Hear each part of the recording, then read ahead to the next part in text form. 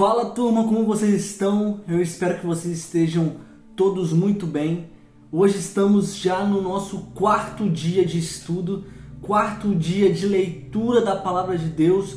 Hoje já estamos finalizando o nosso primeiro livro, que é o livro de Tito. Então vamos com tudo para essa jornada, imergir, mergulhar. Já estamos vencendo o quarto dia e estamos apenas no começo. Temos mais 361 dias pela frente, temos mais diversos livros para poder estarmos lendo, mas aos poucos nós vamos lendo, aprendendo, absorvendo e o mais importante, colocando em prática em nossas vidas. Então hoje vamos ler o último capítulo do livro de Tito. Vamos ler o capítulo 3, do verso 1 ao verso 15. Se você ainda não abriu a sua Bíblia, clique no link na descrição que você vai ser direcionado diretamente para o livro que a gente vai estar lendo, para o versículo que a gente vai estar lendo. Então, sem mais delongas, vamos para o nosso dia 4, onde o tema é: atitudes heréticas devem ser reprovadas.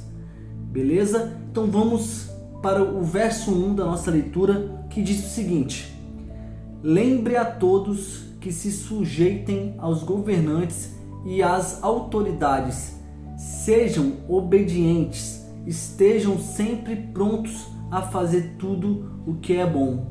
Então, o primeiro ponto aqui, já deixando claro para vocês, estamos vivendo um momento hoje muito forte na política, onde tem dois lados aí completamente opostos e diferentes, que há um conflito muito grande, independentemente de quem está no poder. A palavra é clara: todos se sujeitem aos governantes e às autoridades, sejam obedientes, mas acima de tudo, estejam sempre prontos a fazer tudo o que é bom.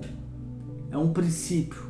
Nós devemos respeitar e orar pelas autoridades e pelos nossos governantes, você gostando de quem está lá ou não, porque acima deles está o nosso Deus, o Deus Altíssimo.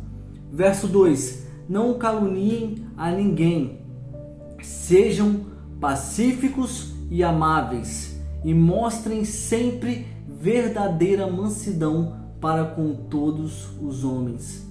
Aqui não precisa nem de interpretação, é papum, está escrito, segue. Verso 3: houve tempo em que nós também éramos insensatos e desobedientes, vivíamos enganados e escravizados por toda espécie de paixões e prazeres, vivíamos na maldade e na inveja, sendo detestáveis e odiando-nos uns aos outros.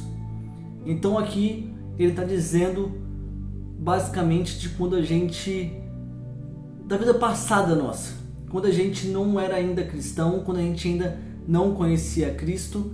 Muitas das vezes a gente se deixava assim levar pelas coisas do mundo. Não é porque você é um cidadão de bem que você não rouba, não mata, não...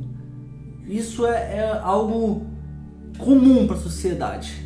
Você ser um cidadão de bem não quer dizer que você segue os princípios bíblicos ou não.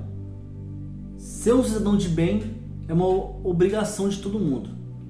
Agora, quando nós não somos cristãos, quando nós não seguimos os passos de Jesus, muitas das vezes a gente se deixa levar pelos prazeres que o mundo oferece.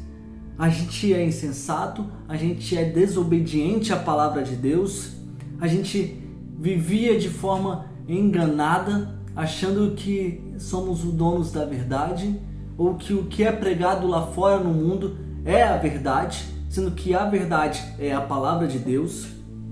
Escravizados por toda espécies e paixões e prazeres. Time de futebol, enfim, não vou falar sobre isso aqui, mas nós muitas vezes somos escravizados pelo álcool, pela droga, pela pornografia, pela idolatria a um time de futebol. Acontece muito. Enfim, vamos dar prosseguimento. Você já conseguiu entender. Isso aqui é sua vida passada, agora você é um novo homem. Tudo se fez novo. Verso 4. Mas quando se manifestarem a bondade e o amor pelos homens da parte de Deus, nosso Salvador. E aqui eu quero que você entenda esse amor pelos homens da parte de Deus. No original, esse amor é a palavra filantropia. E se você pegar a palavra filantropia e buscar o significado dela, pode ser no qualquer dicionário. Pode jogar no Google aí e botar filantropia significado. Você vai encontrar a seguinte definição de filantropia: profundo amor à humanidade. Então, mesmo quando nós estávamos no mundo, perdidos, enganados, desobedientes, escravizados por prazeres e outras paixões, mesmo assim, Deus nos amou profundamente. Nós não fizemos nada para merecer. Pelo contrário, fizemos tudo para não receber, mas mesmo assim, Deus nos amou com tal profundo amor. Verso 5. Não por causa de atos de justiça por nós praticados, acabei de dizer, mas devido à sua misericórdia, Ele nos salvou pelo lavar regenerador e renovador do Espírito Santo, que Ele derramou sobre nós generosamente por meio de Jesus Cristo, nosso Salvador. Verso 7. Ele o fez a fim de que, justificados por sua graça, nos tornemos seus herdeiros. E herdeiro é filho, tendo a esperança da vida eterna. 8. Fiel é esta palavra. E quero que você afirme categoricamente essas coisas, para que os que creem em Deus se empenhem nas práticas de boas obras. Tais coisas são excelentes e úteis aos homens. Então aqui a gente vê Paulo estimulando Tito: ei, fala isso para o povo, porque essa é a verdade, essa é a sã doutrina. Fala isso, como ele diz, afirme categoricamente essas coisas para os que creem, para que eles possam se empenhar na prática de boas obras. E isso é importante. Nós devemos nos empenhar na obra de Deus, nos empenhar no zelo com a igreja, com a comunidade, com as pessoas. Quando nós dizemos que nós somos cristãos, a palavra cristão significa pequenos cristos. É como se dissesse realmente que Cristo, que é Jesus, e nós somos pequenos cristos, pequenos Jesus. Ou seja, devemos fazer tudo aquilo que Jesus fez, tudo aquilo que Jesus nos ensinou.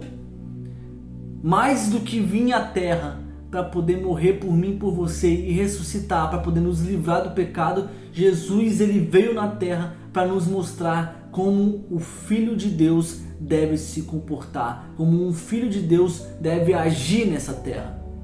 E se eu e você somos filhos, devemos agir e nos comportar conforme Cristo agiu e se comportou. Vamos para o próximo verso. Verso 9. Evite, porém, controvérsias tolas, genealogias, discussões e contendas a respeito da lei, porque essas coisas são inúteis e sem valor. Então ele já mostrou aqui pra gente o que é valoroso, que é no versículo 8 que a gente leu, que essas coisas, as práticas das boas obras, são coisas úteis para nós. Agora ele diz: evite conversa tola, conversa boba, genealogia, discussão, contenda, briga por causa de lei. Ei, essas coisas são inúteis. Não fica discutindo essas baboseiras não fica perdendo tempo com essas coisas não. Toca o barco com o que realmente importa, com as coisas úteis. Isso que faz a gente crescer. Verso 10. Quanto àquele que provoca divisões, advirta-o 1 e 2 vezes. Depois disso, rejeita. O que ele está dizendo aqui? naquela época, na igreja primitiva, era costume eles fazerem repreensões particulares e às vezes realizarem algumas censuras públicas, a depender de cada caso.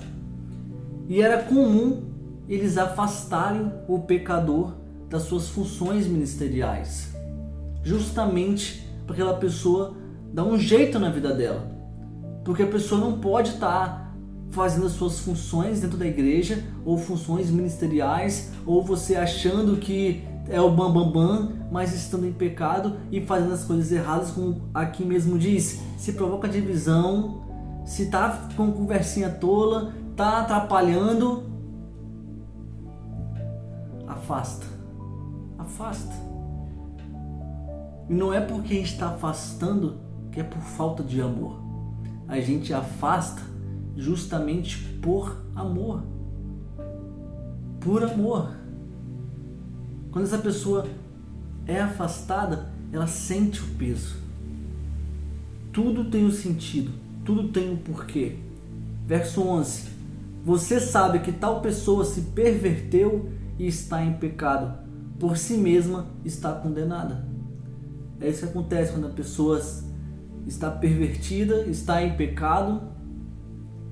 A gente adverte, e a pessoa não quer saber, a gente afasta. Para muitas das vezes ela cair em si. Se ela não cair em si, a gente não vai abandonar ela.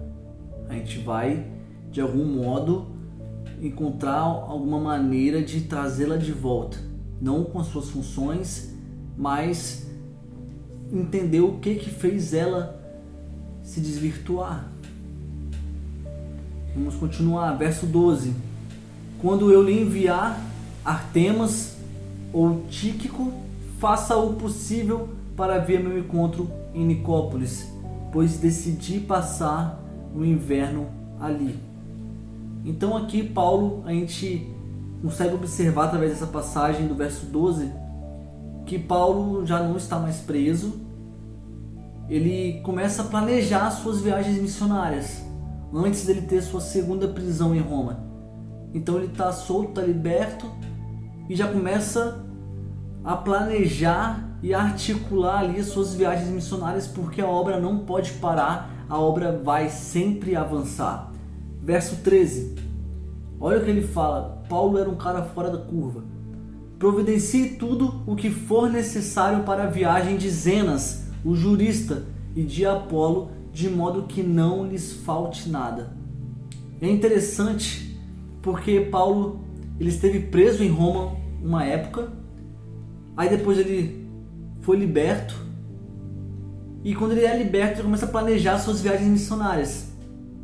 E ele já fala aqui no verso 13, e aí, já prepara tudo que for necessário para Zenas, o jurista. O que é o jurista? Ele é chamado de jurista porque ele é uma espécie de advogado naquela época. Ele era um cara conhecedor das leis de Roma. Então Paulo já estava pensando lá na frente, se eu já fui preso, eu vou ser preso de novo. Porque eu não vou me calar, eu não vou parar de pregar o evangelho. Então já prepara tudo que for para o meu advogado, para o jurista, para ele, quando chegar aqui, e se houver alguma situação, ele já vai poder ali intervir de certa forma. Tanto que ocorreu a segunda prisão de Paulo em Roma no futuro. Verso 14. Quanto aos nossos, ou seja, os discípulos, os cristãos, que aprendam a dedicar-se às práticas de boas obras, a fim de que supram as necessidades diárias e não sejam improdutivos. E essa passagem aqui é muito interessante do verso 14, porque é uma passagem que é exatamente do que a gente está vivendo e fazendo hoje. A gente está aprendendo as boas práticas, ou seja, na palavra de Deus, e estamos nos dedicando, estamos investindo tempo nisso. Cerca de 20, 30 minutos todos os dias, que é muito pouco. A gente precisa se dedicar mais, mas isso aqui para vocês tem que ser um start. Esses vídeos, essas aulas, esses estudos é o start para a vida de vocês, para vocês poderem viver em dedicação e em aprendizado das boas obras, em dedicação e aprendizado da palavra ainda mais, a fim de que supram as necessidades diárias. Ou seja, se a palavra de Deus é o pão da vida, é o alimento, nós precisamos nos dedicar e aprender dela para nos alimentar, para que supra todas as nossas necessidades e que não sejamos improdutivos. Isso é muito importante. Verso 15, último verso do livro de Tito, que diz: todos os que estão comigo lhe enviam saudações. Saudações àqueles que nos amam na fé. A graça seja com todos vocês. E é exatamente isso que eu quero deixar para vocês hoje. Eu quero que vocês, antes de voltar para sua rotina, quando finalizar esse vídeo, façam uma oração. Agradeça a Deus por conseguir manter a constância nesses 4 dias. Agradeça a Deus por Ele ter tirado sustento durante essa semana para você conseguir concluir um livro completo da Bíblia. Eu sei que muitos de vocês nem sequer já leu um livro por completo. Alguns relataram para mim, no particular, a dificuldade que tem em ler e interpretar a Bíblia. Mas dessa vez você leu, interpretou, aprendeu e o mais importante, está colocando em prática. Então agradeça a Deus. Agradeça a Deus, porque Ele está fazendo um processo de metanoia na sua mente. E isso é muito importante. Eu quero dizer o que Paulo disse aqui nesse final: que a graça de Deus seja com todos vocês. Fiquem com Deus e até amanhã.